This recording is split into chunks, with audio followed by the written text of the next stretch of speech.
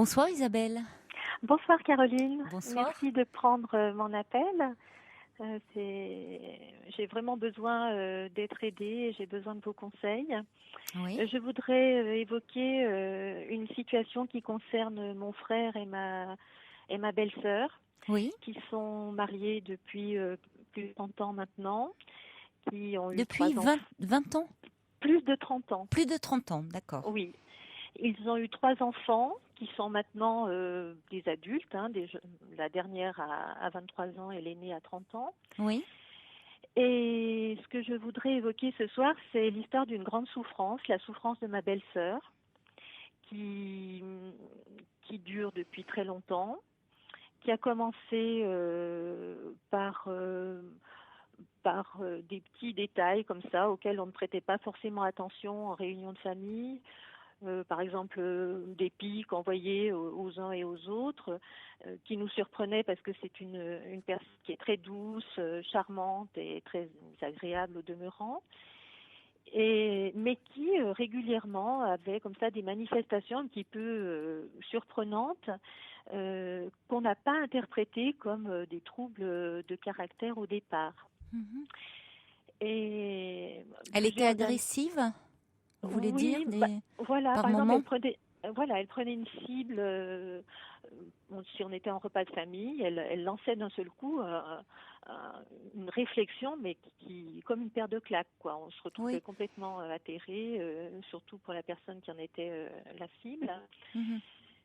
Ou alors, elle se levait en plein milieu du repas, elle allait s'enfermer dans la voiture. Bon, voilà. Alors, c'est toujours délicat quand on est comme ça en famille, parce Oui. que quelquefois on pense qu'il y a un problème de couple, ou alors que non. Mon frère avait l'air particulièrement surpris quand ça se passait.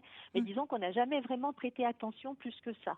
Et puis, au fil du temps, et en particulier à partir du moment où la dernière de mes nièces est entrée à l'école maternelle, euh, là, la situation est passée au stade supérieur, c'est-à-dire que ma belle-sœur s'est mise à avoir des discours complètement délirants où elle a commencé à évoquer son enfance en disant qu'on lui avait volé sa vie, euh, en prenant en idéalisant vraiment outre mesure son papa, qui était décédé, en le comparant au Mont Blanc, enfin dans des discours Ah absolument oui. abracadabrants. Mhm. Donc là, à partir de là, nous, famille, alors quand je dis nous, en fait, je fais un petit peu le porte-parole de deux familles, la famille du côté de mon frère et la famille du côté de ma belle-sœur, parce que nous avons tous pris vraiment conscience qu'il y avait un souci, et nous avons encouragé notre belle-sœur à consulter. Donc elle est allée voir un psychiatre. Mhm. Et à partir de là, on n'a pas vraiment suivi parce que on habite un peu loin, mais tout ce qu'on savait, c'est qu'elle était suivie par un psychiatre. Mais ce qu'on ignorait, c'est qu'en fait, elle faisait du vagabondage psychiatrique, si je peux m'exprimer comme ça. C'est-à-dire que à partir du moment où, d'après ce qu'on a compris après les explications, à partir du moment où le psychiatre commençait à avancer sur un terrain peut-être qui l'ennuyait, eh bien, Mhm. elle quittait le psychiatre et puis elle allait en voir un autre. Oui. Donc, c'est allé comme ça crescendo. Et puis, le stade actuel, c'est une très grande violence. C'est-à-dire qu'elle retourne d'abord une violence contre elle. Une des manifestations les plus spectaculaires, c'est par exemple qu'elle est capable de parler toute une nuit. Elle commence à parler le soir, dans la nuit à 3h30, elle parle toujours, elle ne s'arrête pas de parler, elle dort un petit peu et elle se réveille le matin, elle parle, elle ne s'arrête pas de parler. Oui. Elle se rend aussi, ce qu'elle fait souvent, c'est qu'elle va dans les supermarchés et puis elle provoque des situations de crise où on est obligé d'appeler les vigiles. Elle en est un maniaque là. Alors, elle a été soignée, elle a Mhm. fait plusieurs séjours en hôpitaux psychiatriques, du Mhm. moins en clinique privée. Mhm. Et puis, elle a été, au départ, les médecins disaient que c'était la psychose Mhm. maniaco-dépressive. Mhm. Ensuite, elle est rentrée en hôpital public et là, l'équipe médicale a englobé la psychose maniaco-dépressive dans ce qu'ils appellent les troubles bipolaires. Oui, mais c'est la même chose, hein. C'est la même chose, voilà. Oui. Ils l'ont gardé. C'est-à-dire qu'aujourd'hui, on parle de troubles bipolaires. Voilà. C'est un changement de vocabulaire en quelque sorte. Oui. Ils l'ont gardée la dernière fois 3 mois. Et puis, elle est ressortie avec un traitement. N'empêche qu'elle s'est mise à maigrir énormément, mais vraiment une perte importante de poids. Oui, mais si elle peut ne pas s'alimenter lors de ces états maniaques. Voilà, oui. Donc, tout ça a généré beaucoup de tensions dans les familles. Personnellement, je n'ai pas pu aller voir mon frère, enfin ma belle-sœur, les visiter. J'allais dire comment il réagit, lui, votre frère, parce que c'est quand même, il est directement concerné puisqu'il vit avec elle. Alors le problème qui se pose, c'est que vu de l'extérieur, on a l'impression qu'il a beaucoup couvé sa femme, beaucoup. Il avait peur il voulait la protéger, il voulait pas qu'on dise du mal d'elle, mais c'était pas dire du mal, c'était constater une réalité. Donc il a beaucoup paré à ses absences, à ses carences. Elle avait du mal à s'occuper de la maison. Par moments tout allait bien, d'autres moments tout. Oui, forcément. Oui. Voilà, il a beaucoup peut-être trop, je ne sais pas, parce que bref, ça nous regarde pas. Oui, c'était leur fonctionnement. Mais nous, famille et proches, nous avons été complètement coupés du relationnel. Et c'est ce qui nous fait beaucoup de peine, c'est que quand quelqu'un est malade comme ça dans une famille, il n'y a pas que la malade, il y a tout le monde qui va mal autour. On s'est senti abandonné. Le médecin qui la suit actuellement refuse absolument de voir les proches. Quand je dis les proches, c'est les enfants et le conjoint. Il dit qu'il ne veut pas d'interférence dans la communication avec ma belle-sœur. Et puis, et c'est pour ça que je vous appelle, ce qui nous a vraiment désarçonné récemment, c'est que finalement, l'équipe médicale dit que elle n'est pas une malade grave qui peut être admise en hôpital psychiatrique, que finalement, c'est simplement une personne fantasque qui manifeste son mal-être par des choses spectaculaires, mais spectaculaires très agressives, puisqu'hier elle a frappé mon frère, elle l'a giflé. Ça démarre pour rien. Il pose un pot d'eau à la place qui lui convient pas. Il se fait frapper. Elle frappe ses enfants. Elle insulte ses filles dans des insultes. Oui, on est au-delà du fantasque, là. Voilà, donc on est déstabilisé parce que d'un côté... Mais ça, c'est votre frère qui vous confie cela? Mon frère et les enfants. D'accord, vous êtes en contact avec vos neveux et vos nièces? Oui, qui viennent à la maison quand ils ont... Ça n'a pas dû être toujours simple pour eux. Ça a été très dur pour eux. Ils sont très déstabilisés. Ils ne supportent plus. Là, elle est quand même prise en charge, elle accepte une prise en charge. Elle accepte pour l'instant, mais le souci, ce qui nous fait très peur, c'est que par exemple hier, il y a eu une scène épouvantable, elle ouvre les fenêtres, elle hurle au secours, on me tue, mon mari me tue, donc les gens passent dans la rue. Je dis à mon frère, le problème qui va se poser, c'est qu'un jour, moi la première, je passe devant une maison où j'entends une femme qui hurle, on est en train de me tuer, moi j'appelle la police. Oui. Et j'ai peur que ça se retourne Bien contre sûr, mon oui, frère. on pense à de la violence ou... Donc, on est pris entre deux choses. Donc, elle est suivie par quelqu'un en libéral ou dans un centre, mais ils ne l'ont pas hospitalisée. Ils l'ont hospitalisée en début d'année dernière, 3 mois. Depuis, elle n'est plus hospitalisée parce qu'ils disent que c'est pas nécessaire. L'équipe médicale recommande une psychothérapie familiale. Les enfants qui sont grands maintenant n'ont pas du tout envie de replonger. 2 sont déjà partis de la maison, leur propre vie, sont autonomes. Donc, pour eux, ce serait, d'après ce qu'ils disent, ça serait faire marche arrière. Oui.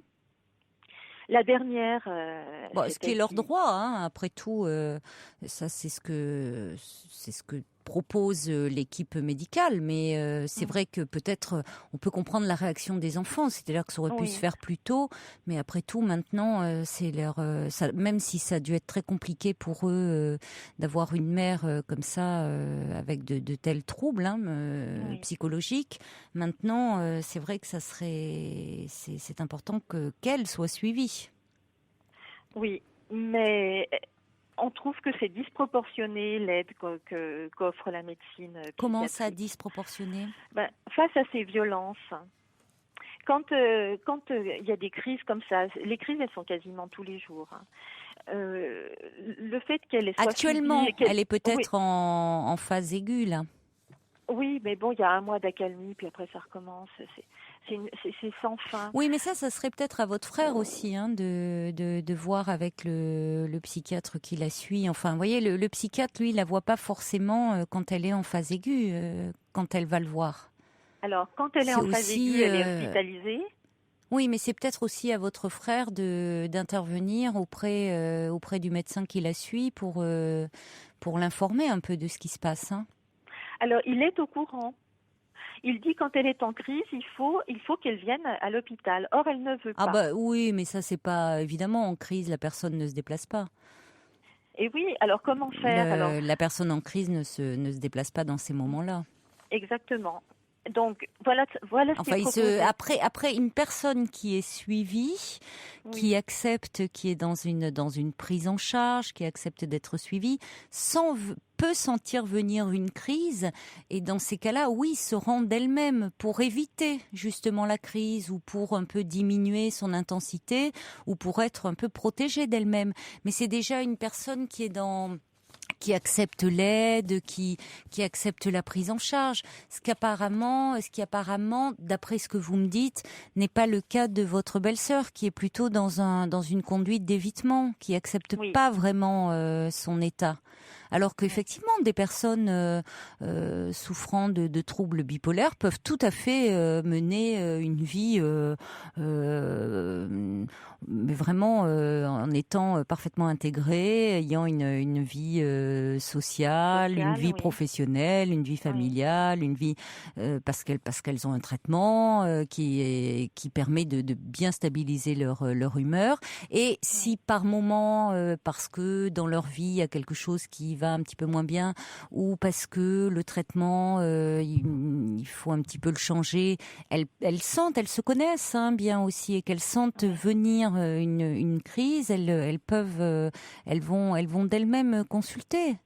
Oui, mais là, apparemment, d'après ce que vous dites, votre belle-sœur n'est pas est un peu dans un déni Oui.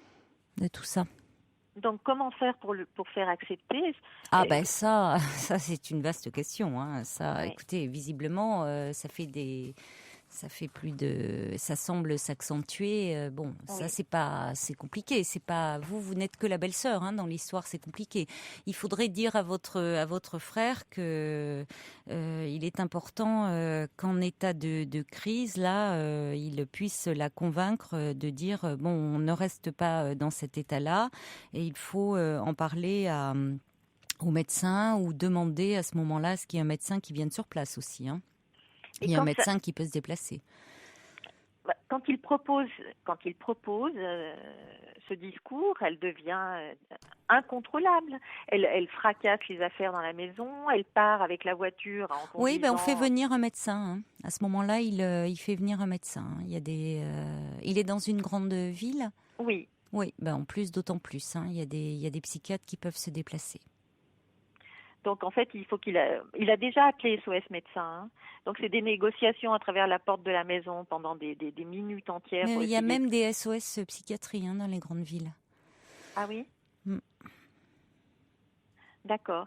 Et donc, et nous, on est spectateurs de tout ça. Donc, toute la famille est éclatée, on peut plus se voir. Ça fait Non, non, très mais très longtemps attendez, que ça là, dure. après, oui, ça fait peut-être longtemps, évidemment, mais euh, c'est aussi au sein du couple où, Oui, bon, c'est difficile, mais après, moi, on ne sait jamais très bien ce qui se passe dans un oui, couple et oui, qu'est-ce c'est qui vrai. fait que votre frère à supporter. Les crises étaient peut-être moins importantes, peut-être qu'elles vont en s'accentuant aussi du fait qu'elles n'ont pas été soignées. Bon, donc moi je dirais là aussi, ce qui est important, c'est dans la mesure où vous avez une bonne relation avec vos neveux et nièces, c'est aussi de les entourer eux, parce que même s'ils sont adultes, ils ont quand même dû être marqués par cela. Même si leur mère, certainement, n'a pas toujours été comme ça, et qu'au départ, ça pouvait passer pour, vous le dites vous-même, un caractère un Oui, peu comme ça, des fantasque. sautes Oui, d'humeur, un peu oui. fantasques, et que ça peut, avec le temps, s'aggraver et devenir de plus en plus récurrent et aussi de plus en plus intense. Hein. C'est possible aussi. Donc votre frère aussi va devoir s'adapter et réagir. Et puis votre belle-sœur aussi, la souffrance peut s'accroître. Hein, voilà. Donc bon. Est-ce qu'on a espoir qu'il y ait une guérison? Est-ce qu'on guérit de Mais ce type on ou est-ce guérit qu'une pas, on soigne, stabilisation, on stabilise. On c'est tout? stabilise. Voilà. Oui, Oui, oui, on stabilise. Mais on stabilise très bien. Mais bon, il faut qu'elle soit suivie. oui. Hmm. Mais bon, suivi depuis des années, on en est et ça c'est de pire en Non, pire. elle Donc n'était pas voilà. bien suivie. Vous dites Ah vous-même, bon. elle faisait du vagabondage Hmm, médical. Hein. d'accord. Bon, eh bien, il n'y a plus qu'à prendre le mal en patience. Hmm. Donc, Hmm, il faut maintenant qu'elle soit bien prise en charge et bien suivie. Et je vous dis, votre frère, à ce moment-là, lors de crises comme ça aiguës, c'est même pas il peut, il faut qu'il contacte un médecin. Parce que si vous voulez, lorsqu'elle voit le médecin, l'état de crise peut être passé. Hein, la phase aiguë peut être passée. oui, c'est ce qui s'est passé la dernière fois. Quand elle est arrivée à l'hôpital, en fait, bah voilà, tout était calme. Voilà, Donc, donc eux, ils ne la voient pas en crise. voilà. Hmm. Oui, bon.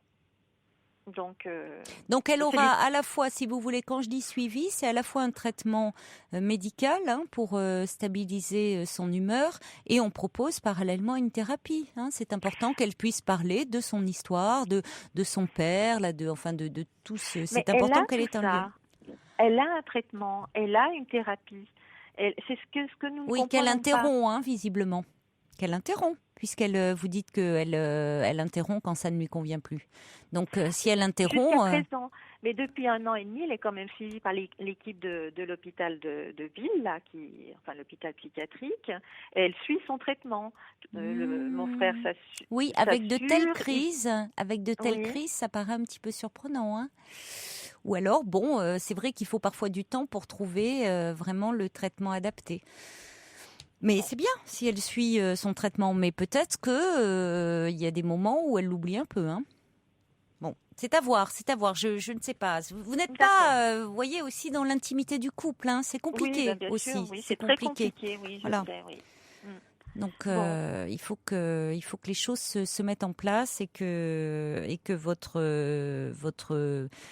c'est-à-dire qu'il n'a pas à intervenir dans la thérapie en elle-même, dans ce qui se dit dans les séances, mais il peut néanmoins faire part de ce qui se passe lors des crises pour dire voilà ce qui s'est passé là, et notamment contacter dans des situations d'urgence. d'accord. Très bien. Merci de Bon, votre appel, je vous Isabelle. remercie. Au revoir. Merci, Caroline, au revoir. Pour rejoindre Caroline Dublanche, appelez le 39 21, 34 centimes la minute. Alors, des réactions qui arrivent par SMS au 7 21 21 code de nuit. Rome dit: les montagnes russes font partie de la pathologie de votre belle-sœur et l'entourage trinque, entre guillemets. Peut-être suggérer au médecin un changement de traitement. Alors, en même temps, c'est quand même le médecin, hein, qui doit savoir quel traitement appliquer. À ce propos, le subversif, justement, qui écoutait attentivement les dires d'Isabelle, dit: cette femme semble, au dire rapporté, moins bipolaire qu'atteinte d'une forme croissante de délire de persécution. Et c'est vrai qu'Isabelle nous disait au départ que sa belle-sœur, on avait porté un diagnostic de psychose maniaco-dépressif, ce qu'on avant, on parlait de psychose maniaco-dépressive et aujourd'hui, on parle de troubles bipolaires. Et en même temps, c'est vrai qu'il y a le fait que, bon, quand je parlais d'état maniaque, le fait qu'elle parlait comme ça toute la nuit, qu'elle était très agitée, mais il y a quand même ce côté très très persécuté dans le fait on me tue, ou l'entourage comme ça vécu comme persécuteur, qui est un peu préoccupant, c'est vrai, c'est vrai. Bon, ce qui est important, on n'est pas là, nous, de toute façon, pour porter un diagnostic. Je le dis souvent, ça n'aurait pas de sens. On porte déjà pas un diagnostic sur une antenne de radio. On porte pas un diagnostic souvent en une fois. Ou alors il faudrait vraiment que la pathologie soit extrêmement prégnante et surtout pas, je veux dire on porte pas un diagnostic en une fois quand on voit un patient, et je dis il faudrait vraiment sinon que ça soit très présent, et alors encore moins sur une antenne de radio, hein. Donc bon, à voir. Ce qui compte, c'est que cette dame soit suivie et prise en charge par une équipe médicale et par une équipe psychiatrique. On va accueillir maintenant Loïc. Bonsoir Loïc. Bonsoir Caroline. Bonsoir. Bonsoir à toute votre équipe, bonsoir aux auditeurs. Quel plaisir de vous avoir. Eh bien, c'est un plaisir partagé, Loïc. Je vous remercie beaucoup.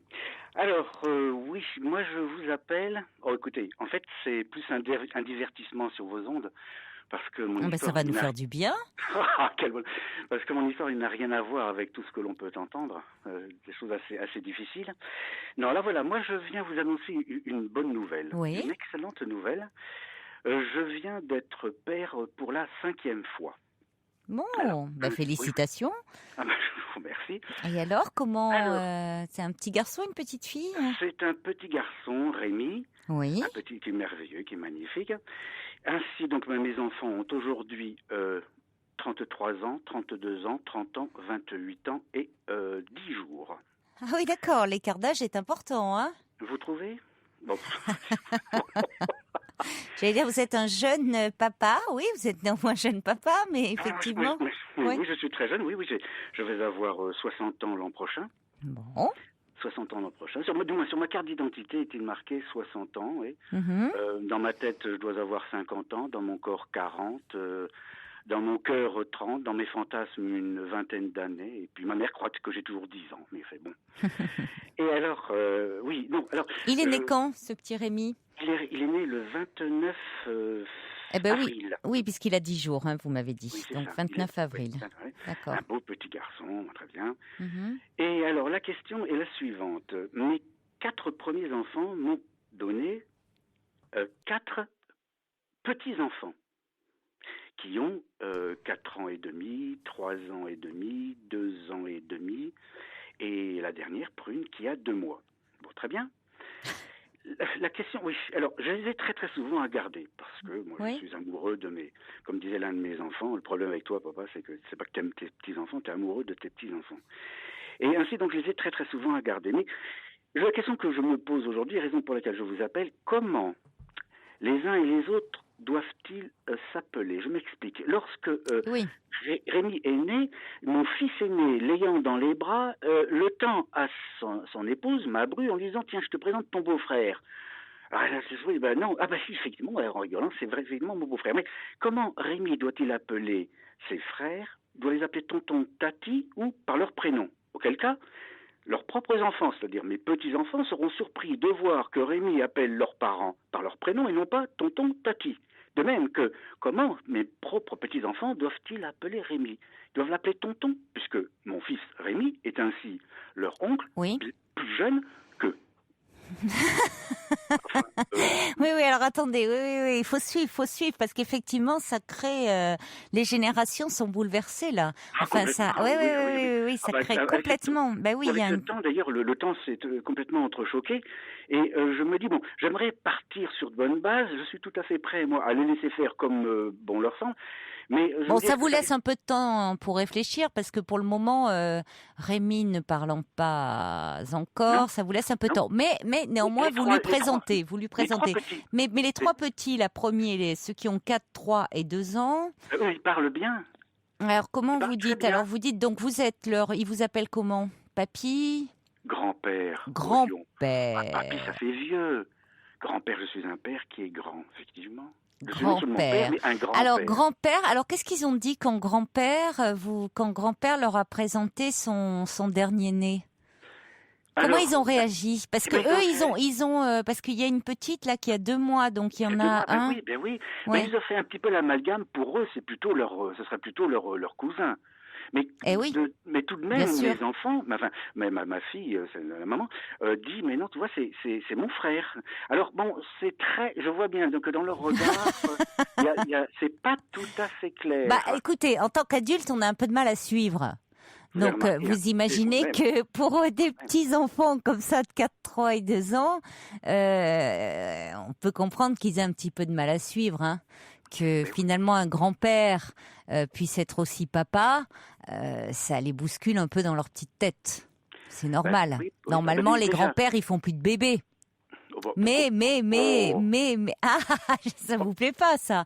Mais non, mais c'est vrai que avant, voilà, mais maintenant, les grands-pères des nouvelles générations, ils font des bébés. Quand est-ce que ça viendra que les grands-mères des nouvelles générations, elles vont faire des bébés aussi? Bon. Je crois que c'est mise, hein. Ah, ouais. Elles vont en Italie, là, voir le fameux... mais enfin, c'est pas... Ouais. Enfin, on va pas développer ce sujet-là. On va dire, suivons ce que la nature nous a offert. Oui. Alors, oui. donc... Ça me plaît pas non plus, ça. Donc, non, ça me plaît pas.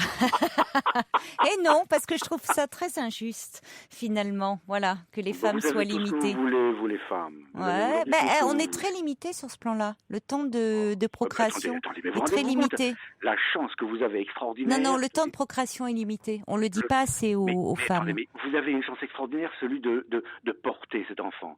Vous pensez pas que Non, mais attendez, sérieusement, le temps, on ne dit pas assez aux femmes que le temps de fertilité est finalement assez court. Ça décroît assez vite. C'est vrai.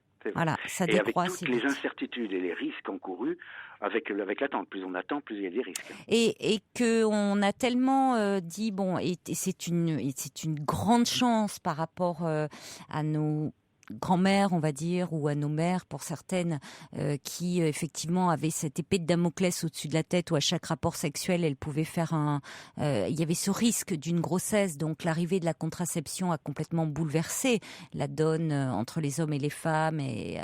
Mais c'est vrai que finalement, aujourd'hui, les jeunes femmes pensent maîtriser leur fécondité comme elles maîtrisent, si vous voulez, avec la contraception.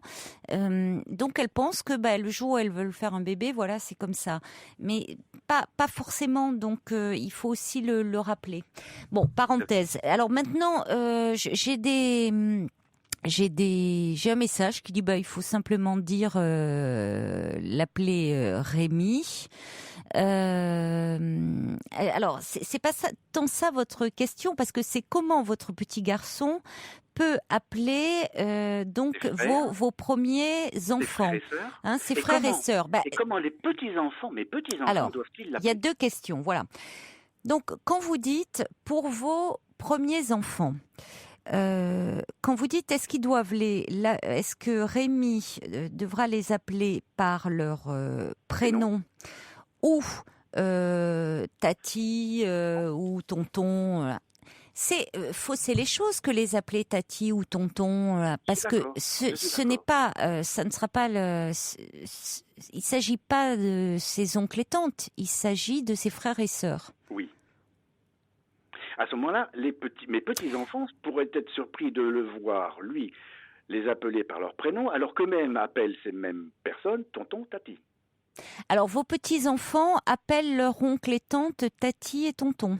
Bien sûr.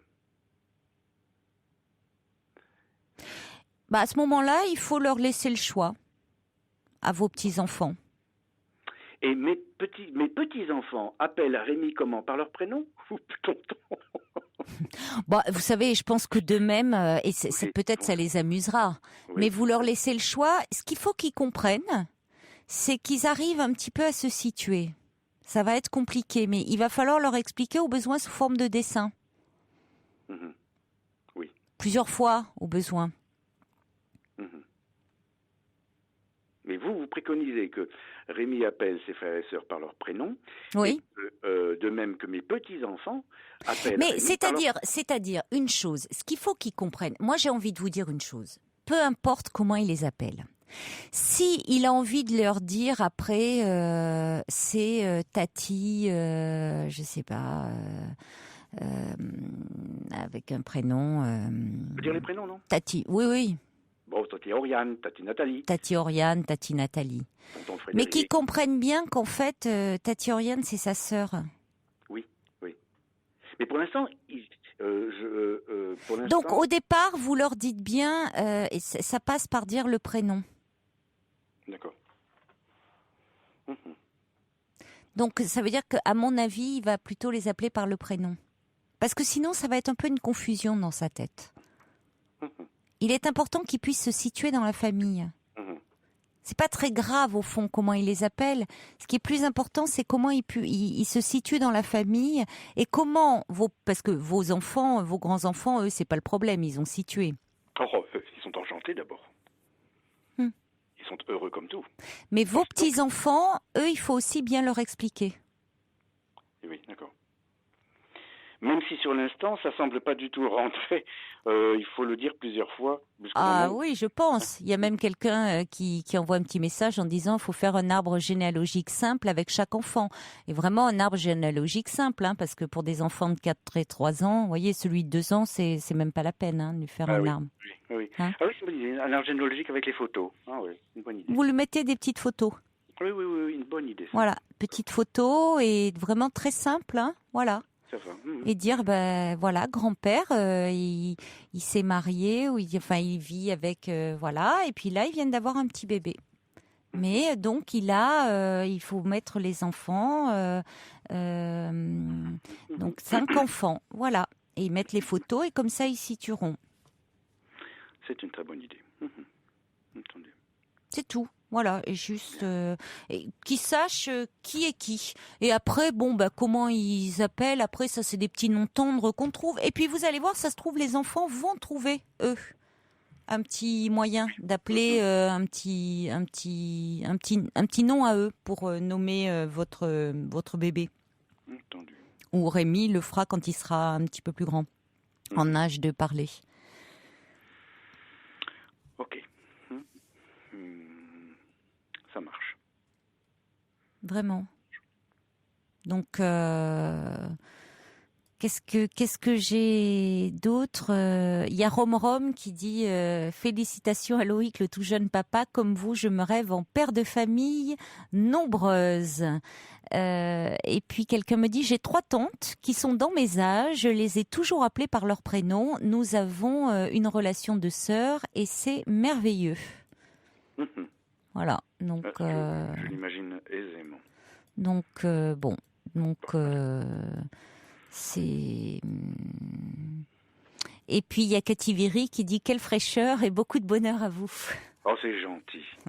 Ah, ça, c'est très gentil. Et puis, Anne de Montpellier dit « Dans la mesure où on vous sent bien, vous, que dans la mesure où vous vous situez bien vous-même, il n'y aura pas de problème pour votre fils. » Oui, effectivement. Oui. Voilà. Donc, bon. Parfait. Mais je pense qu'effectivement, dans la mesure où vous avez une petite fille qui a 2 mois et Rémi qui a 10 jours, ils vont jouer ensemble. Et vous voyez, ce sera plus, effectivement, ils auront des rapports de cousins. Mais après, ce qui est important, c'est de savoir qui est qui, comment ils se situent. Quand ils seront un petit peu plus grands, de leur expliquer. Après, ils s'appelleront comme ils veulent. Bien sûr. Du moment qu'ils se situent bien dans la famille, c'est ce qui compte. D'accord. Voilà, vous lui faites un câlin à ce petit Rémi. Oh, si vous saviez. Oui, vous n'avez pas besoin de moi, ça j'imagine. Mais je le ferai de votre part. D'accord. Grand bonheur. Merci beaucoup, Caroline. Je vous en prie. Au revoir, Loïc. Bonne soirée, au revoir. Au revoir. Toutes vos confidences à Caroline Dublanche au 39 21. 39 21. 34 centimes la minute.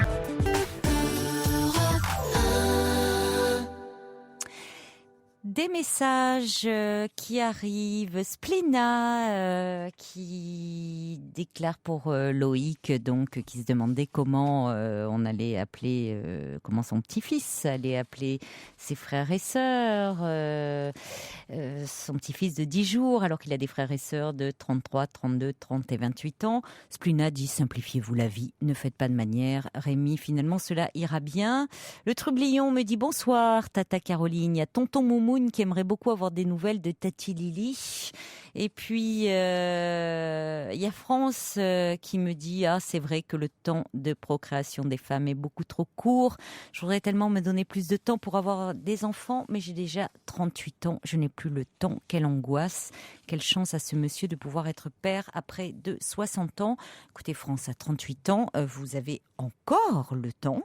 Il y a des femmes qui peuvent tout à fait avoir un enfant à 40 ans, 40 ans même un petit peu plus. Donc, il suffit de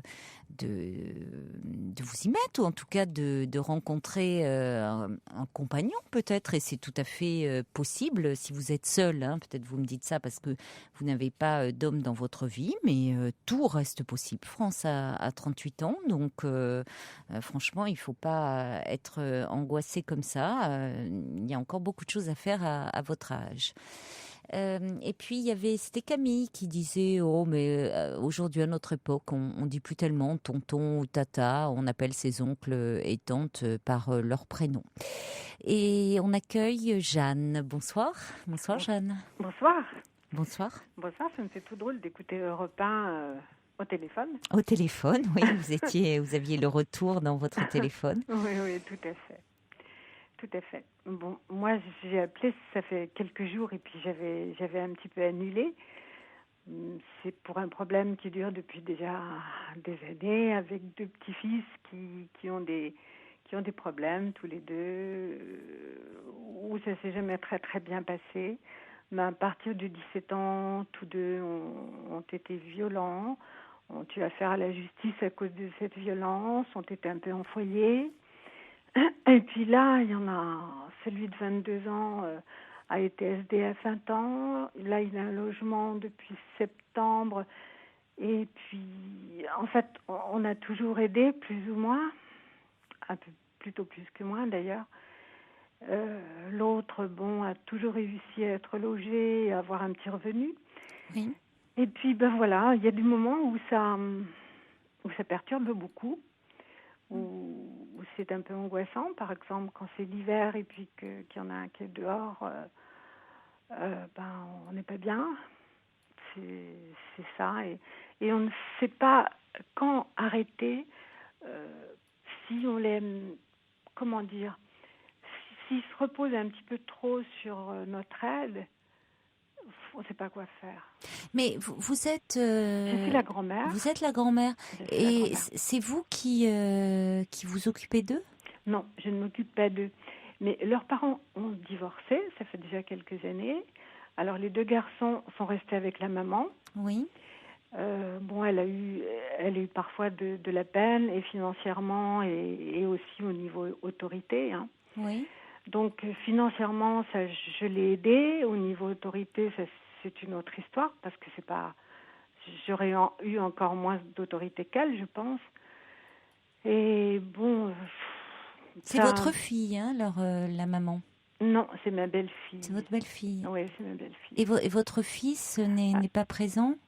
Il n'a pas été tellement, hein. Il n'a pas été beaucoup. C'est peut-être pour ça que je m'implique autant, parce que j'ai l'impression que j'ai manqué quelque chose. Mais c'est vrai que c'est parfois désolant de les voir comme ça, et puis que ça démolit un peu. Alors celui de 22 ans avait un appartement depuis le mois de septembre. En septembre, il a travaillé un petit peu, ramasser des pommes, enfin des petits boulots comme ça. En décembre, il a travaillé dans l'agroalimentaire, parce qu'il fallait préparer Noël et les fêtes de fin d'année. Ensuite, il a des missions. Là, il a eu une mission de 2 semaines, mais c'est terminé. Et puis, Quand il touche l'APL, quand il n'a pas de revenus, bien sûr, il vit avec l'APL. Et le loyer n'est pas payé, donc il va se retrouver dehors là ce mois-ci certainement. Voilà, donc c'est angoissant et en même temps, on entend dire mais il faut pas les aider autant, il faut pas les soutenir autant, il faut. En même temps, il faut pas les laisser tomber non plus parce qu'ils sont jeunes. Qui vous dit il ne faut pas les aider autant? Ben oui, mais vous savez, on entend. Qui vous dit ça? Comment? Qui vous dit qu'il ne faut pas les aider autant? Des personnes auxquelles on en parle comme ça quand on a un petit peu besoin d'en parler pour. Oui, mais ils ont 20 et 22 ans là, c'est ça? Voilà, c'est ça. Non, alors, ils ont besoin d'un soutien parce qu'ils sont en difficulté. Absolument. Enfin, je veux dire, vous dites il y a eu de la violence qui a commencé à l'âge de 17 ans. Oui.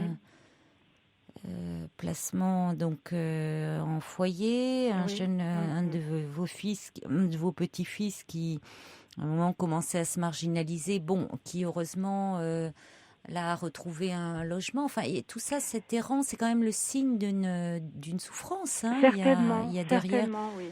Il n'y a pas eu quelque chose de mis en place. J'imagine que quand ils ont été placés en foyer, il y a eu après des éducateurs, un suivi. Oui, il y a eu des éducateurs principaux. Alors, celui qui a 22 ans maintenant, de 17 à 18 ans, il a été en foyer. Ensuite, il a été, il est parti du foyer. Il a refusé d'avoir une aide de jeune adulte parce qu'il pouvait l'avoir. Il a refusé ça, donc il s'est retrouvé complètement seul, sans suivi aucun, parce qu'il l'a refusé. Hein. L'autre a été suivi quand même. Il a eu une éducatrice pendant longtemps. Il a été parfois violent aussi dans les foyers, mais enfin, ils lui ont trouvé aussi des formations, mais il commence une formation, il va pas au bout. Il fait, mettons, 2 mois dans un endroit, il fait 3 mois dans un autre. Bon, grâce à ces formations, il a eu droit à toucher le chômage, ce qui l'aide un petit peu là maintenant. Et lui a un appartement, lui a un petit logement qu'il va pouvoir garder parce que l'APL étant versée directement à son propriétaire, il va y rester. Et pour l'autre, c'est plus problématique parce que là, il va se retrouver de nouveau dehors. Mais quelle est leur histoire Au départ? Oui. Au départ, leurs parents ma belle-fille a connu mon fils alors qu'elle avait 4 ans, elle avait 26 ans, mon fils en avait 22. Et elle est tombée enceinte 2 ans après 2 mois après leur rencontre. C'était très rapide. Et mon fils, lui, à partir de l'âge de 17 ans, a été violent aussi. On est en train d'avoir une histoire là qui est tout le temps en train de se répéter. Je savais qu'il était nerveux, mais comme il faisait beaucoup de sport, on avait l'impression que le sport canalisait son activité, sa nervosité. Et puis à 17 ans, il y a eu une bagarre. Il est passé en procès, il est passé je trouve pas le mot, tribunal de mineurs, devant les juges pour enfants. Bon, il n'y a rien eu d'extraordinaire autrement à part une amende. Il a dû payer quelque chose. Il était apprenti à l'époque, donc il a payé sa propre amende. Si je vous raconte le tout, ça va être la cata.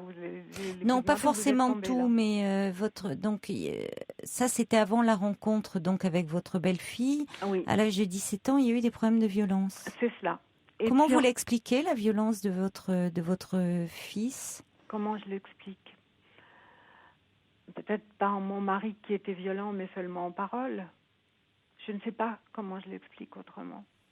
Il y avait de la violence chez votre mari aussi. Il y avait de la violence dans toute la famille de mon mari. C'était... Oui, il y avait de la violence dans toute la famille de mon mari. Il ne savait pas tellement parler. Il s'exprimait par les actes. On ne discutait pas, on frappait. Je n'ai pas été frappée, hein, c'est pas ce que je veux dire. Oui, non. Non, je n'ai pas été frappée du tout. Hein, c'était la violence en parole. Hein, il n'y avait pas beaucoup de... C'était pas agréable du tout. J'ai quitté mon mari alors que mon fils venait de partir avec ma belle-fille. J'avais l'impression... Enfin, je sentais une certaine fragilité dans mon fils. Ça peut paraître bête parce que je dis qu'en même temps il est violent, mais en fait, il y a aussi la fragilité. Et moi, je suis partie à ce moment-là parce que de toute façon, je ne serais pas restée. Quand mes 2 enfants étaient grands, j'ai peut-être pas fait quelque chose de bien en restant jusque-là. Je sais pas. On se pose plein de questions. On se dit que on a loupé des choses. Vous avez fait ce que vous avez pu, hein, à ce moment-là. J'ai fait selon ce que j'ai ressenti et bon, oui. J'ai pas sûrement toujours fait bien. De 17 à 22 ans, il y a eu plusieurs accès de violence. Et je me souviens l'avoir emmené pour s'excuser, pour vraiment... alors qu'il avait un peu plus de 17 ans, 18 ans peut-être, je l'ai emmené pour qu'il s'excuse. Après s'être battu, j'ai essayé des choses. Je l'ai emmené chez un psy. Quand j'ai vu ça, le psy il m'a dit qu'il n'avait pas de problème et que c'était son père qui en avait. Muni de ça, je n'allais pas très loin. Et puis voilà. Oui, mais c'est intéressant, ça montre votre témoignage, illustre de façon éloquente et poignante aussi que la violence, elle ne naît jamais par génération spontanée. Non, sûrement. Hein, c'est toujours déjà l'expression d'une souffrance et le fruit d'une histoire et qu'il y a quelque chose qui peut se transmettre, surtout quand ce n'est pas parlé. Non. Donc quand il vous disait ça, le psy, bien sûr que votre fils traduisait, exprimait aussi finalement s'identifier certainement en tant que garçon à son père et donc à ce mode d'expression-là. Oui, néanmoins, ça ne voulait pas dire que lui n'avait pas besoin d'aide et d'être aidé à s'exprimer avec des mots. Oui. Donc c'est important ce que vous avez fait. S'exprimer avec des mots, par contre, parce que on discutait beaucoup tous les deux, parce que quand il s'exprimait de façon que je ne trouvais pas bien, j'en parlais avec lui, on en discutait, on parlait bien, on avait un très très bon contact. On l'a encore, hein. J'ai pas rompu avec lui, on l'a encore ce contact. Et avec ses enfants, comment est-il aujourd'hui ? Alors maintenant, avec ses enfants, le plus jeune, lui en veut, alors que c'est avec lui qu'il a partagé le plus de choses. Parce qu'ils avaient tous les deux, ils aimaient aller jouer à la pétanque, ils avaient un petit peu la même façon de s'exprimer, de penser les choses. Et donc, bon, ça allait bien. Et puis, ces derniers temps, mon petit-fils s'est accroché avec son père, il ne veut plus le voir. L'autre, par contre, a repris contact avec son père. Oui. Alors, c'est d'abord la compagne de mon fils qui lui a fait reprendre contact avec ses enfants, principalement avec l'aîné. Oui. Oui, c'est super. De sa part, ça a été très bien. C'est important, oui. Oh oui, tout à fait. Alors donc là, il a toujours des contacts avec son fils aîné. Mais voilà, ça va être Mini. Oui, mais ne vous inquiétez pas, on va continuer. Vous connaissez bien l'émission, je vois, Jeanne. Oui. Oui, on va continuer après le journal. Hein. D'accord.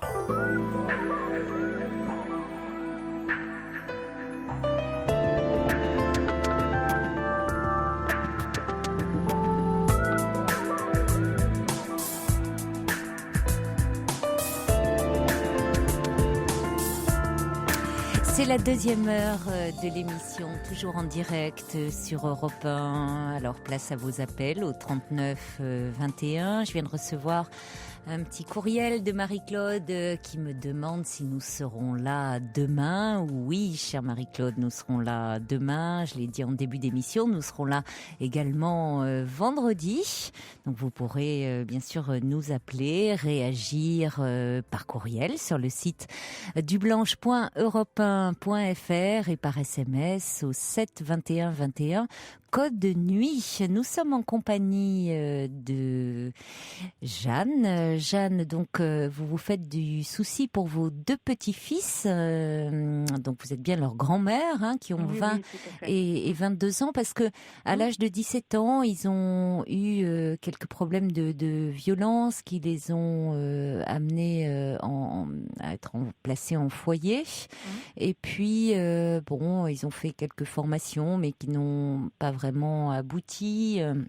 Un de vos petits-fils, à un moment, a été un peu dans une période d'errance, un peu SDF, et puis aujourd'hui, il a à nouveau un logement.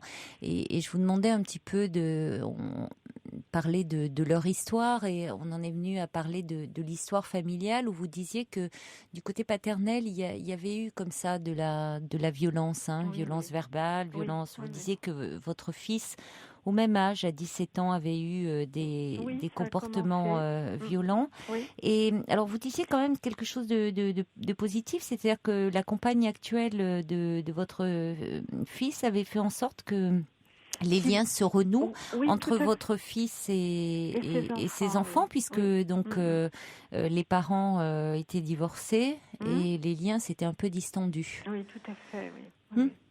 Oui, parce qu'il avait une première compagne qui n'acceptait pas bien les enfants, qui n'était pas très facile, de toute façon, c'est vrai aussi.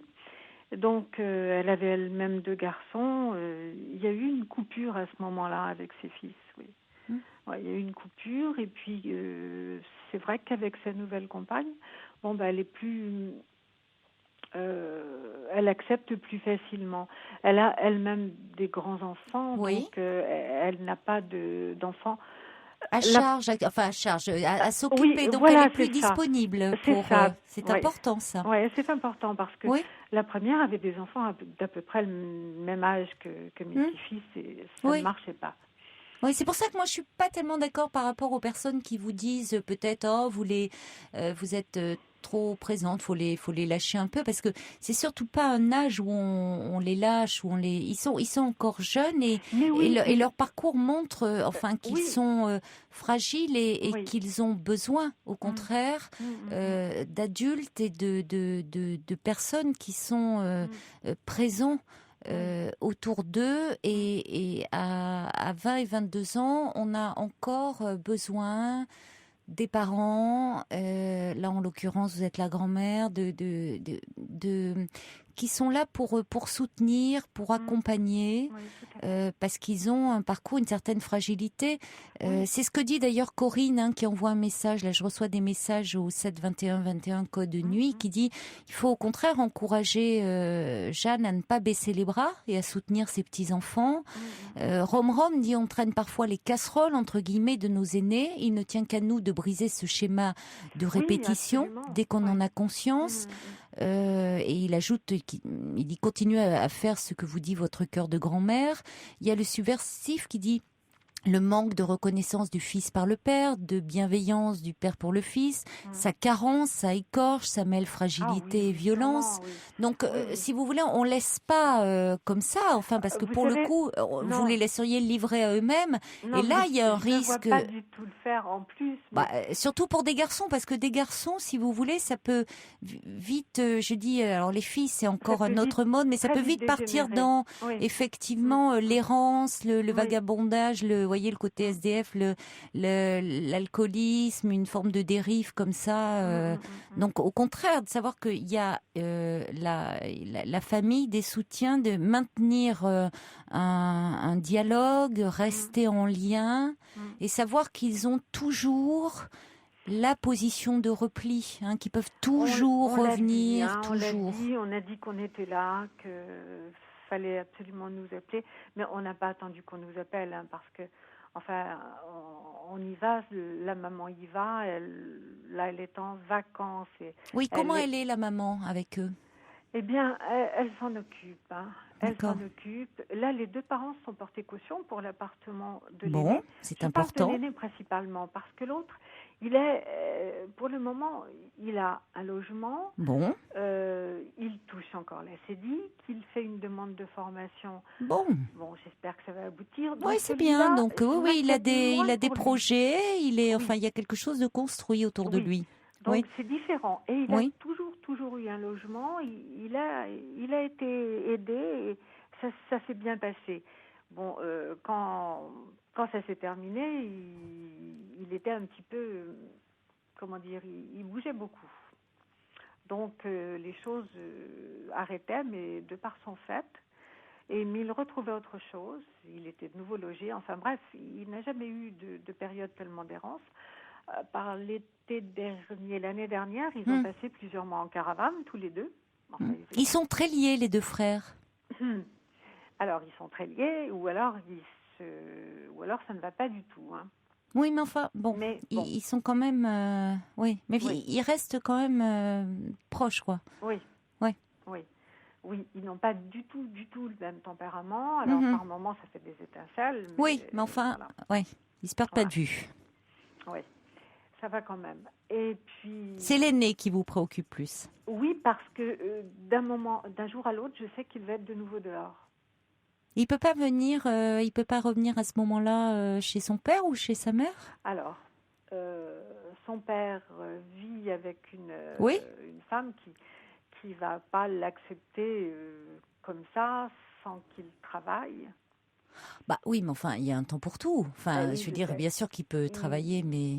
Oui, alors il a demandé à son père d'aller habiter là-bas parce qu'il serait dans une grande ville, il aurait peut-être plus de facilité pour travailler, parce que sinon il faut qu'il se déplace et les déplacements coûtent cher. Il n'a pas les moyens de se déplacer. Voilà. Quant à ma belle-fille, elle est trop loin d'un centre. Et ça ne serait pas plus facile de se déplacer de chez elle. C'était principalement son père qui était près d'une grande ville qui aurait éventuellement pu l'accueillir, mais je ne pense pas que son ami l'accepte. Voilà. Moi-même, si j'étais toute seule, je crois que je me débrouillerais. Enfin, j'essaierais de le loger. Je le ferais certainement. Ça serait peut-être pas ce que je ferais de mieux, parce que je ne sais pas comment ça se retrouvera, parce que c'est... Il n'a pas quelqu'un qui peut l'héberger dans la famille ? Je ne sais pas. Parce qu'il ne faut pas qu'il retourne comme ça sur les routes. Hein. Oui. Il y a un risque, il y a un risque énorme là. Oui, je sais, il y a un risque énorme. Dans les rencontres qu'il peut faire, dans le fait, là, il peut complètement se marginaliser. Hein. Oui. Ça peut aller très très vite. Hein. Il s'est déjà marginalisé. Oui, mais ça peut aller très très vite. Hein. Il peut y avoir une descente là. C'est très dur s'il se retrouve comme ça dans la rue, enfin marginalisé. Après, c'est très difficilement récupérable. Hein. Oui. Alors, il faut quand même peut-être que votre fils voit avec sa compagne. Mais il n'est pas possible d'envisager aussi, de voir avec votre fils quand même, est-ce qu'il peut-être une thérapie, proposer une thérapie, parce que ça serait pas inintéressant qu'il y ait une thérapie là pour le coup familiale. Hein. Oui. Que votre fils, peut-être avec ses fils, voit quelqu'un pour parler un peu de ce qui s'est passé, de leur parcours. Il y a quelque chose quand même qui ne s'est pas dit, qui se transmet. Sûrement, et puis, sûrement. vous voyez, quelque chose qui puisse être un peu parlé, qui les aiderait, je pense, beaucoup. Ils ont certainement, de toute façon, ils portent quand même un lourd fardeau de leur enfance aussi. Hein. Mais parce que je comprends, si vous voulez, la réticence d'accueillir, effectivement, la peur qu'il peut y avoir, que cette femme peut éprouver à accueillir un jeune qui est en difficulté, qui est en souffrance, que le quotidien va être difficile, s'il est là toute la journée, un peu aéré, sans projet. Je comprends tout à fait. Mais en mettant en place, ça peut être l'occasion de mettre en place un contrat moral avec lui. En disant, bon voilà, il y a quelque chose qui s'arrête. C'est pour ça, quand je disais, il y a un temps pour tout. C'est-à-dire qu'il ne s'agit pas... c'est-à-dire qu'il y a un temps, il faut déjà qu'il aille un peu mieux C'est-à-dire qu'il faut que psychologiquement, ça soit peut-être un peu plus structuré dans sa tête. Oui. Donc dire, bon, tu arrives, nous, on est là, parce que c'est aussi du devoir des parents d'offrir un toit aux enfants. Exactement, oui. Ça fait partie de la responsabilité des parents. Oui, et je veux dire, des jeunes de 20 et 22 ans, on les lâche pas dans la nature comme ça. Normalement, on ne lâche pas des enfants avant qu'ils ne puissent s'assumer oui, eux-mêmes. Oui. Mais ça, j'en ai tout à fait conscience et je ne l'aurais jamais fait de par moi-même. Non, mais là, je vous parle, vous êtes la grand-mère. Hein. Ben oui. Je ne parle pas pour vous, Jeanne. Hein. Vous avez fait, vous, ce qui était... vous avez élevé vos enfants. Oui. Mais offrir un toit, c'est du devoir, des parents. Donc là, il peut y avoir un contrat moral passé aussi avec ce jeune homme en disant, bon... dire maintenant tu peux pas rester comme ça sans projet et finalement te gâcher parce qu'il y a beaucoup de choses qui témoignent quand même d'une difficulté, d'un mal-être et c'est vrai que dans l'histoire familiale il y a beaucoup de choses difficiles. Ça serait bien qu'on aille en parler ensemble et prévoir un rendez-vous. Oui. Mais je vous propose qu'on accueille Corinne. Avant, je reçois un message de Lisa par SMS qui me dit Caroline, chacun a le droit de penser autrement que vous sur l'éducation des enfants, ne croyez-vous pas? Si, Lisa, bien sûr. Oui, mais moi-même, je suis d'accord avec vous dans le fait que jamais on ne lâche les enfants sans qu'ils aient les moyens de subvenir à leurs besoins. C'est peut-être par rapport à ce que quand vous disiez que beaucoup de gens vous disaient vous devriez pas tant être présente. Alors bien sûr qu'on a le droit de penser autrement que moi et heureusement je ne détiens pas la vérité sur l'éducation des enfants. Maintenant, Lisa, à ce moment-là, appelez le 39 21 et puis dites-nous vous votre point de vue. Ça sera intéressant d'en parler. On accueille Corinne qui, elle, a fait le 39-21. Bonsoir, Corinne. Bonsoir, Caroline. Bonsoir. Et bonsoir, la charmante Jeanne. Bonsoir, Jeanne. Je suis très, très contente qu'on ait accepté mon appel parce que moi, je vais vous dire, voilà, c'est un fait sociologique actuellement en France. Les ménages sont éclatés et lorsque le père est défaillant, je vous prie de m'excuser, madame, la charmante grand-mère, mais lorsque le père est défaillant, qu'est-ce qui se passe? Moi, je connais le palais comme ma poche. Si vous allez au palais, sur les bancs, c'est des femmes seules et menottées, ce sont des jeunes parce que les garçons, c'est pas comme les filles. Les garçons, ça peut être une catastrophe quand le père est défaillant. Et là, quand je vous écoute, j'ai failli raccrocher. Je vous assure, on ne peut pas laisser... votre fils, il a fait des enfants. La compagne de votre fils, elle a pris quelqu'un qui avait des enfants. Non seulement c'est un devoir, mais on devrait même le condamner. Quand j'entends que son fils, il va risquer de dormir dehors, j'ai l'impression qu'on parle d'un chien, là. Que le fils, il va risquer de dormir dehors. Mais un père a des devoirs envers son fils. Ici, en Occident, en France, c'est la majorité. Quelle majorité? 21, Ah oui, 22, mais pour moi, elle ne vaut rien. Non, mais je suis d'accord, c'est pas parce qu'un enfant a 18 ans qu'on le met dehors. Et c'est pas parce qu'on quitte sa femme et que le ménage est éclaté qu'on va faire sa vie avec une autre femme, qu'on doit tourner le dos à son enfant. Et ces femmes qui se mettent avec ces hommes qui quittent leur femme, il faut qu'elles acceptent ces enfants qui sont faits. On va les jeter, les enfants. Au palais, il n'y a que ça. C'est des jeunes comme ça. Le père est parti, le père est défaillant. Et les seuls hommes qu'on voit au palais, ce sont les avocats commis d'office. Et les femmes qui sont assises sur les bancs. Moi, je connais le palais comme ma poche. Une fille s'en sortira beaucoup mieux quand le ménage est éclaté parce que les filles, elles sont beaucoup plus matures. Mais chez les garçons, c'est une catastrophe. Vous savez ce que vous allez faire de votre petit-fils, là, s'il est dans la nature? Après, on s'étonne des tueurs en série. Guy Georges, qu'est-ce qu'il avait, Guy Georges? Personne ne l'avait jamais aimé. Il a assassiné 7 jeunes filles. Mais dans la société, vous allez faire des tueurs en série. Laissez un enfant comme ça dans la nature. Votre fils, il l'a fait. Je comprends votre indignation, Corinne. Je comprends votre indignation. Attention maintenant par rapport aux comparaisons. Il ne s'agit pas non plus d'angoisser. Jeanne, les tueurs en série ne se fabriquent pas comme ça. Parce que tous les enfants, heureusement, qui ont manqué d'amour ne deviennent pas des tueurs en série non plus. Mais il est vrai que vous citez le cas de Guy Georges, a été un enfant horriblement maltraité.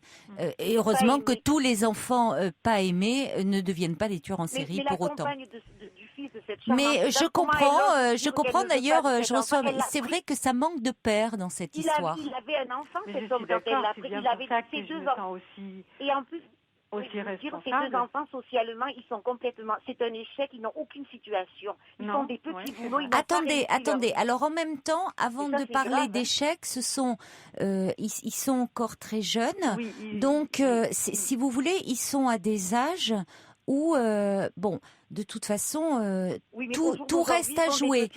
Oui. Ce sont des Français, ils avaient les moyens d'aller à l'école et de réussir dans cette société. Oui, mais vous ils font savez, des petits boulots. mais vous savez, par exemple, bon, Jeanne est en train de nous dire que le plus jeune est en train de faire une formation. Bon, pour lui, il y a des choses qui sont en train de se construire. Pour une formation. Voilà, il y a des choses qui sont en train de construire et ça ne préjuge en rien de l'avenir. Des futurs chômeurs, des formations de manutentionnaires, d'ouvriers. Quand on est ouvrier, manutentionnaire, on est à la merci du licenciement comme ça. C'est dommage, c'est du gâchis. Mais déjà, on serait bien content qu'ils soient manutentionnaires ou ouvriers, hein. Mais ils auraient pu faire peut-être mieux s'ils avaient eu la chance d'avoir un père qui leur a pas tourné le dos. Je suis désolée, madame, avec tout le respect que je vous dois. Mais elle y est pour rien. Non, je vous remercie. Pas l'impression.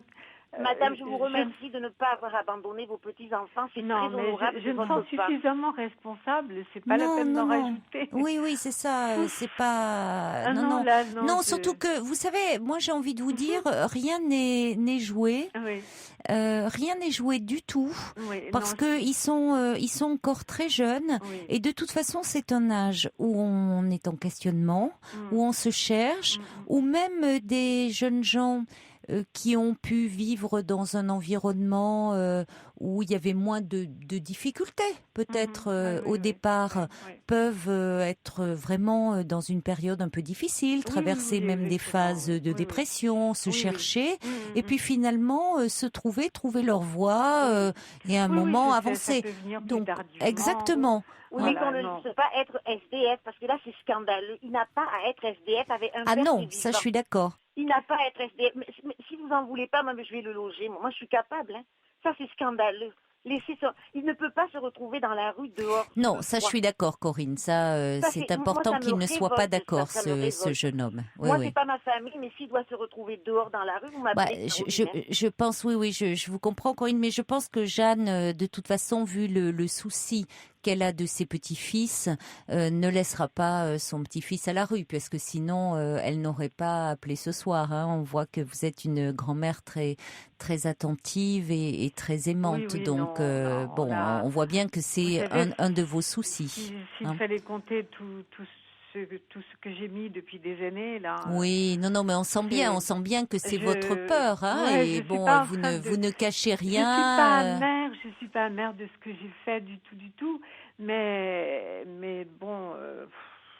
Bien sûr, non, mais c'est très compliqué, hein. De toute façon, il peut y avoir plein d'autres facteurs aussi qui interviennent au-delà de au-delà de la situation des parents. Enfin, il y a plein de choses qui entrent en ligne de compte dans l'histoire. Non, c'est pas aussi aussi simple. Hein. Non, mais je suis bien. Sinon, je me poserais pas de questions. Bien sûr. En tout cas, on va remercier Corinne de son intervention et accueillir Malek également. Bonsoir Malek. Bonsoir. Bonsoir. Bonsoir madame. On vous écoute et Jeanne vous écoute notamment. Oui, bonsoir. Alors vous me faisiez penser à cela, Jeanne, c'est-à-dire que vous connaissez bien la situation de vos enfants et apparemment vous maîtrisez bien le fait qu'il y a une succession non pas à la réussite, mais à une certaine difficulté. Et donc là, si vous pouviez faire réaliser à votre petit enfant qu'il n'est pas responsable d'une part de ce qui lui arrive et que c'est un fait que bien sûr l'éducation qu'il a reçue et les circonstances font que il a hérité aussi de ces difficultés-là.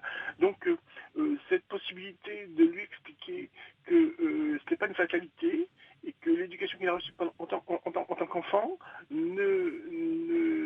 c'est pas de l'absolu. C'est-à-dire que à partir du moment réalise qu'en tant qu'adulte, il peut se reconstruire, eh bien,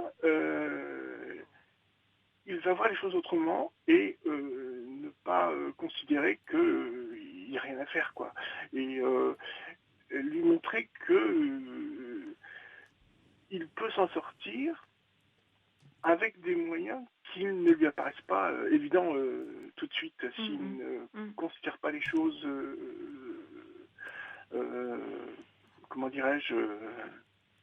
En tout cas, vous trouviez que Jeanne faisait preuve de beaucoup de compréhension et que ça serait peut-être bien aussi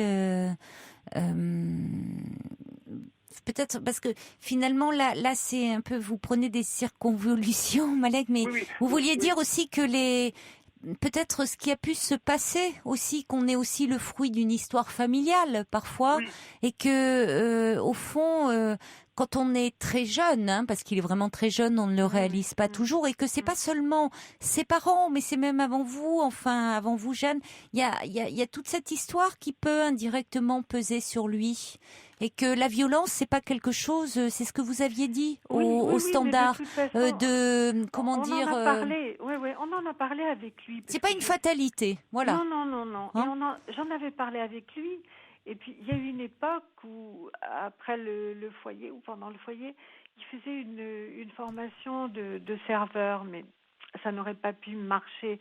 Vraiment, mais bon, je lui avais dit de toute façon qu'il avait les moyens de se reconstruire et puis que, il n'y avait rien de perdu et qu'au contraire, ça nous rattraperait tellement de choses. Oui. Et puis peut-être voir, d'ailleurs, je suis en train de penser par rapport au logement, il y a toujours possibilité, alors c'est vrai que ça dépend là où il se trouve, mais peut-être compte tenu de sa situation, il est toujours possible de contacter les services sociaux quand même, voir avec l'assistante sociale de son secteur. Ou vous faire le point quand même. Oui, alors vous savez, j'ai téléphoné partout dans la petite ville. Ça fait déjà des mois que j'ai fait ça. J'ai fait ça l'année dernière. Vous n'avez pas de réponse? Ah, oh mon Dieu, non. L'assistante sociale ne veut pas du tout me prendre au téléphone du fait qu'il est majeur. C'est à lui de faire les choses. Et lui ne le fait pas, là? Pas nécessairement. Vous savez, il faut le pousser au train pour qu'il fasse les choses et puis il nous envoie bouler, parce qu'on le pousse trop, quoi. Bon. Parlez peut-être quand même à votre fils de la possibilité, ou à lui, ou quelqu'un qui pourrait être un interlocuteur aussi pour votre petit-fils. Ça serait bien qu'il ait quand même une prise en charge. Je pense d'ailleurs même pour votre autre fils, qu'ils aient un endroit pour parler. Et peut-être avec leur père. Une prise en charge psychologique. Oui. C'est vrai. Je pensais au fait que vous pouvez lui demander tout ce qu'il a fait, qu'il présente de lui-même, tout ce qu'il a fait déjà, tout ce qu'il a comme expérience, d'arriver à montrer, à positiver tout ce qu'il a eu d'expérience, que ça a une certaine valeur, que la manière dont il l'a fait, qu'il en parle, et ça pourra lui montrer qu'il l'a fait avec un certain désir de bien faire et une certaine application, et qui est quelque part une reconnaissance du travail qu'il a fait déjà, et qu'après tout, il n'est pas question qu'il perde son temps, et que s'il a pu apprendre quelque chose déjà par rapport à cela et par rapport à plein d'autres choses, eh bien, il peut apprendre encore et pouvoir arriver à se valoriser un peu plus pour affiner son savoir-faire. Oui. En fait, il n'a pratiquement jamais fait de formation. Oui, mais ça peut venir, ça. C'est pour ça qu'il a besoin d'être aidé auparavant. Alors, ce qu'il a fait, et on l'a aidé aussi pour ça, parce qu'il n'y avait pas assez pour le permis, il a passé son permis de conduire. Bon, c'est déjà pas mal, parce que ça peut l'aider dans un emploi, d'avoir le permis. Il a passé son permis de conduire, on l'a aidé là pour acheter une voiture qui n'est sans doute pas très valeureuse, mais enfin bon, on l'a aidé. J'ai essayé de me mettre un petit peu en retrait parce que, vous savez, ça dure quand même depuis des années. Oui. Et c'est parfois vraiment lourd. Hein. En tout cas, il y a Coco qui dit vos petits-enfants ont de la chance d'avoir une grand-mère formidable comme vous. Merci de votre appel, Malek. Merci, Jeanne, également de votre confiance. Bon courage. Et bon, je vous dis, à leur âge, rien n'est perdu. Hein. Il peut y avoir comme ça une période compliquée, mais il faut vraiment bien les entourer, bien les accompagner. Hein. C'est vrai, mais c'est cette histoire de logement. Et vous savez, mais ça, des centaines d'euros par mois, on n'est pas capable de le faire. Oui, mais c'est pour ça qu'il faut peut-être l'accueillir, trouver une solution pour l'accueillir. Pas le laisser en tout cas dans la rue, ça, parce que la dégringolade, elle va très très vite. Hein. Oui. Dans la rue, la destruction est physique et psychique est très rapide. D'accord. Au revoir, Jeanne. Merci de m'avoir écoutée. Au revoir. Bonsoir. Caroline Dublanche, 39 21, 34 centimes la minute. Je reçois des messages qui font suite au témoignage de Jeanne. Nathalie nous envoie un courriel pour dire je suis la belle-maman d'une jeune fille qui est dans la même situation que celle évoquée actuellement par Jeanne. La situation est particulièrement difficile à vivre. Nous sommes démunis face à une enfant qui abandonne tous les projets de formation ou professionnels qu'elle entreprend, qui connaît des problèmes de dépendance à la drogue, qui agit de manière souvent incompréhensible. Au quotidien, il est difficile de vivre cela et de parvenir à lui faire comprendre qu'elle parviendra à s'en sortir. Nous lui proposons de se faire aider par un professionnel, mais elle le refuse et se replie totalement sur elle-même. Des dizaines de fois, nous avons eu envie de lui dire de partir, car la situation devenait intenable à la maison. Il est difficile de jeter la pierre aux parents et beaux-parents lorsqu'ils craquent, car ce type de comportement met gravement en péril l'équilibre de la cellule familiale. Elle perturbe le couple et le reste de la fratrie. Il est certain qu'un enfant qui va mal, c'est très compliqué, évidemment, pour toute la famille. Alors, vous ne dites pas, Nathalie, quel âge, vous parlez d'une enfant, mais je pense qu'elle est plus âgée. En fait, quel âge a-t-elle? Et peut-être qu'il faudrait s'appuyer sur une tierce personne dans la famille, hein, même, c'est-à-dire trouver un interlocuteur dont est proche cette jeune fille, qui pourrait être un peu un médiateur et qui ferait qu'elle accepterait l'aide d'un professionnel. Dans un premier temps, ça peut être le médecin généraliste. C'est souvent moins effrayant pour un adolescent que d'aller voir d'emblée un psychiatre. Et parfois ça peut être, on parlait des oncles et des tantes tout à l'heure avec Loïc, il peut y avoir comme ça des personnes ressources sur lesquelles s'appuyer, qui peuvent être mieux entendues de l'adolescent que ne sont les parents. Orchidée, elle nous écrit en disant « Je suis très touchée par le témoignage de Jeanne qui, après avoir supporté les soucis de son fils, assume ceux de ses petits-fils. Elle s'est écoutée et donné de très bons conseils. Ses petits-fils ont beaucoup de chance de la voir. Bon courage à elle. » Et puis, First Lisa aussi était heureuse de retrouver Alain Bachung ce soir. On accueille maintenant Michael. Bonsoir. Bonsoir, Michael. Bonsoir à tous. Tout d'abord, merci de me recevoir à l'antenne. Je vous en prie. Alors voilà, en fait, ce qui se passe, c'est que je suis avec un garçon depuis 8 ans maintenant. On est paxé depuis 2 ans. Oui. Et donc, tout a commencé il y a 3 semaines de ça, où en rentrant de mon travail, j'ai trouvé dans notre boîte aux lettres un petit papier avec un numéro de téléphone et un prénom. Et c'est marqué envoi SMS. Donc, je lui ai montré. Il ne connaissait pas cette personne, moi non plus. Et on a, bien sûr, essayé de tenter de savoir qui était cette personne. Donc, on a appris que c'était un ami à lui qui avait fait une blague, parce que c'était un garçon qui a mis ce mot dans la boîte aux lettres. Et le mot, c'était quoi? Envoie-moi un SMS? Voilà, envoie SMS, voilà, avec le prénom d'un garçon dessus. Oui. Et donc, suite à ça, on n'a pas trop donné suite, mais mon ami, lui, est resté en contact et a commencé à sympathiser avec ce garçon, et il ne m'en parlait pas, et voilà, et je sentais qu'il y avait des choses comme ça. Et un jour, je l'ai appelé de mon travail en lui demandant où il était, et il m'a dit, bah voilà, je suis dans un magasin de papier peint, etc.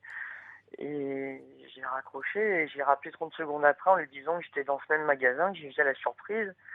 Donc j'ai pris un peu au piège, et en fait il m'a dit donc qu'il n'y était pas, il m'a avoué qu'il était chez ce garçon. Donc il m'a dit qu'en fait il voulait tout simplement sympathiser, essayer d'organiser peut-être une soirée tous ensemble, puisque ce garçon lui aussi a un ami. Et donc voilà, donc j'ai vraiment été, j'ai fait une crise de jalousie énorme comme j'ai jamais fait. J'ai été loin, je lui ai fait signer une lettre pour se dépaxer. Enfin, j'ai vraiment été loin, j'ai été dur dans mes propos. Et suite à ça, donc ça a vraiment cassé quelque chose entre nous. Lui, je l'ai vu effondrer comme je l'ai jamais vu. Et puis c'est tout. Puis depuis ces 3 semaines-là, je sens une distance. Et j'ai essayé de comprendre ce qui se passe. Et là, il m'a avoué cet après-midi, enfin tout à l'heure, qu'il avait des sentiments, qu'il aimait ce garçon, qu'il ressentait beaucoup de sentiments pour lui. Et le problème, c'est que il en a autant pour moi et qu'il veut pas choisir. Donc, je sais pas. Je sais pas quoi faire. Donc là, je suis prêt à le laisser vivre. Il me dit que c'est une crise de quarantaine, qu'il sent qu'il y a quelque chose qui se passe. Depuis ma crise de jalousie, ça a bouleversé quelque chose dans sa vie.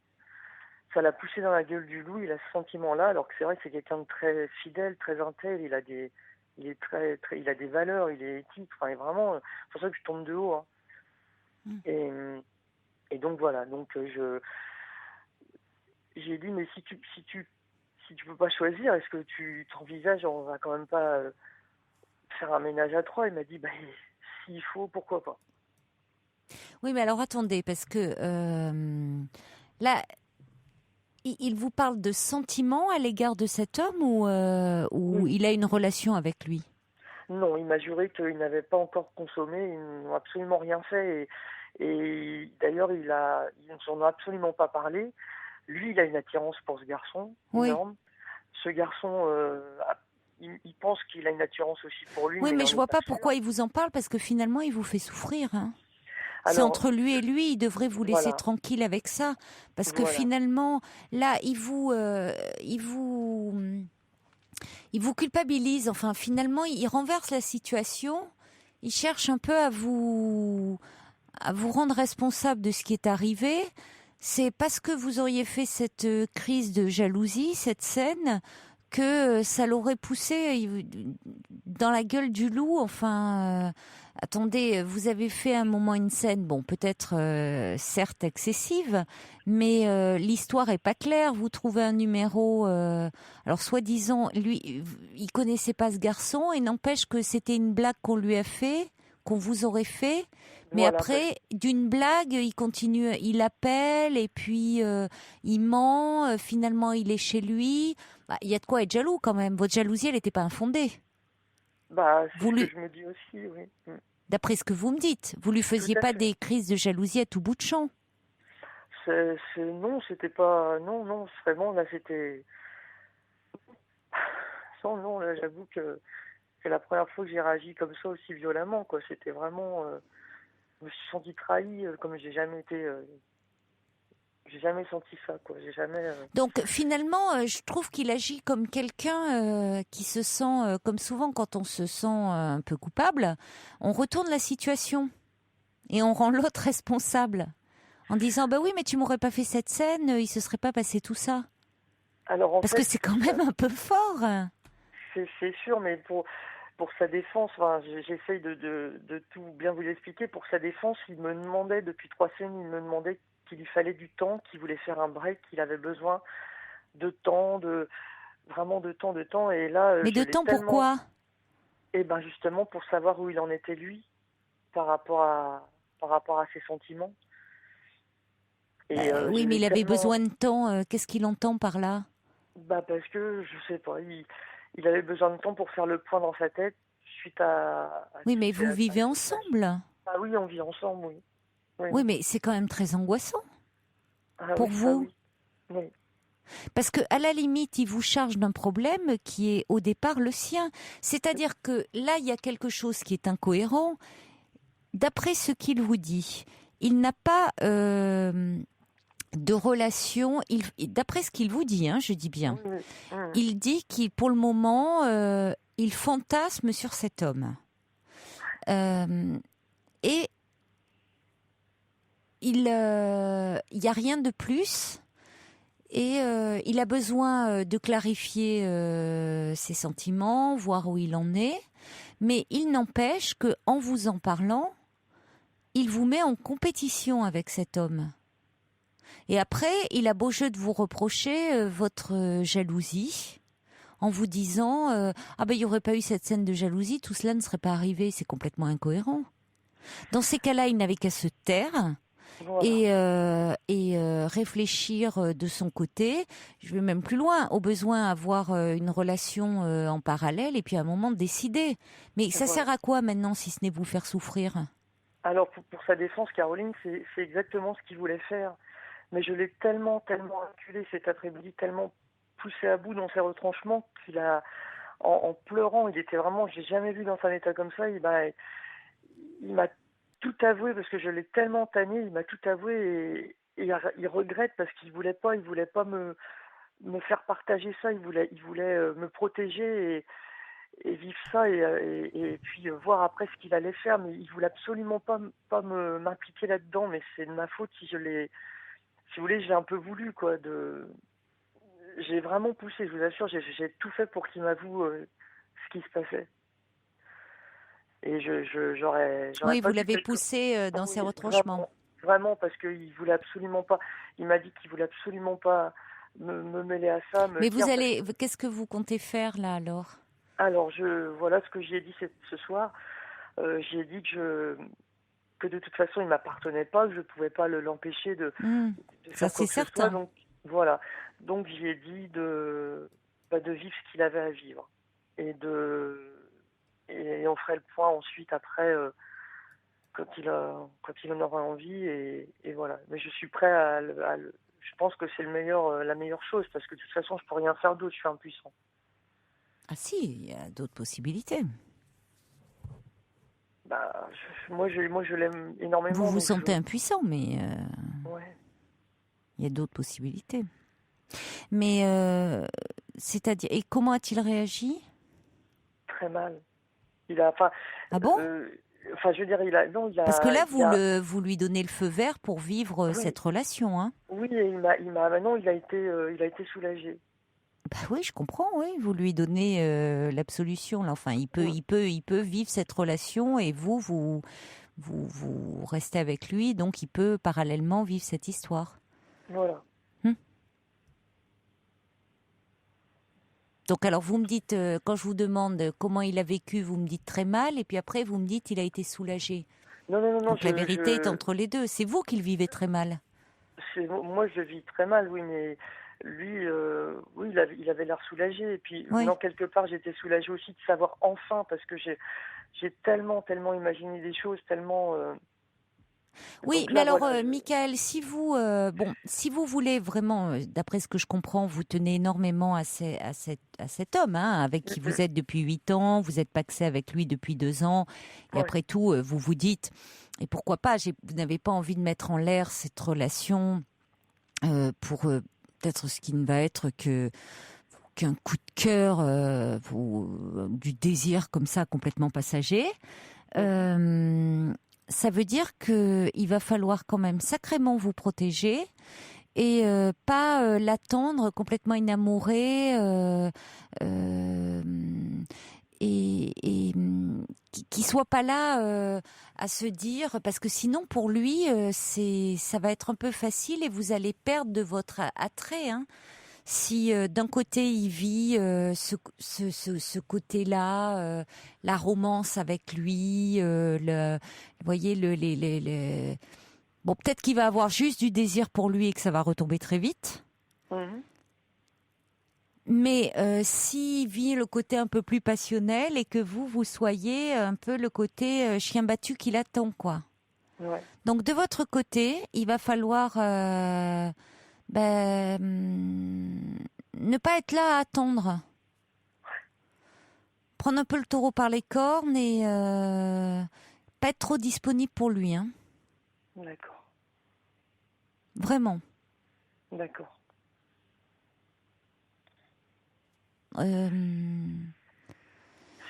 Waouh. Oui, c'est vrai. Mais c'est vrai que j'en suis où je suis prêt à prendre ce risque-là. Je suis prêt à le prendre. Je suis prêt à le prendre. Oui, mais ça veut dire qu'il faut quand même vous protéger. Bien sûr. Prune, bien sûr, alors elle est vrai. très catégorique, elle dit quittez-le, vous vous faites du mal. Bon, je comprends qu'on veuille pas, mais je trouve il agit pas bien. Parce que en voulant, bon, alors vous dites que vous l'avez poussé à bout pour qu'il le dise. Bon, vraiment. Ouais. Mais la transparence, c'est pas bon parce que maintenant, ben voilà, lui de son côté, il peut être d'autant plus soulagé. Il a craché le morceau, comme on dit familièrement. Et puis en plus, vous lui dites, bah vas-y. Et moi, je t'attends. C'est facile pour lui. Il va vivre sa petite histoire. Et puis il sait que bah vous l'attendez. Pas sûr. Vous attendez, oui, mais intelligemment, hein, c'est-à-dire que faut pas que ça dure trop. Et puis faites-vous aussi, lui aussi de son côté, il faut qu'il ait un peu peur de vous perdre. Vous l'attendez pas là confortablement, qu'il rentre pas les pantoufles à la maison. C'est une image évidemment. Oui, bien sûr. Hein, mais moi je m'éclate de mon côté. Et puis il y a Michael qui m'attend, l'amoureux transi là, malheureux dans son coin. Qui se tombe un peu les dents là le soir où parfois il rentrera, vous serez pas là par exemple. Ouais. Alors vous serez peut-être, je sais pas, hein, en train de pleurer dans un coin avec un ami qui vous réconcilie. Enfin, mais vous serez pas là, qui se pose des questions, d'accord ? D'accord. Il faut pas que vous soyez là à attendre, à montrer une tête de malheureux qui souffre et tout. D'accord. Dire, ok, tu veux vivre ça ? Ben, tu prends le risque aussi. Hein ? Ok. Et vous pourrez me rappeler pour me donner de vos nouvelles, voir comment ça évolue. C'est très bon gentil, courage. Merci beaucoup. Parce que c'est pas facile. Au revoir, Michael. Au revoir.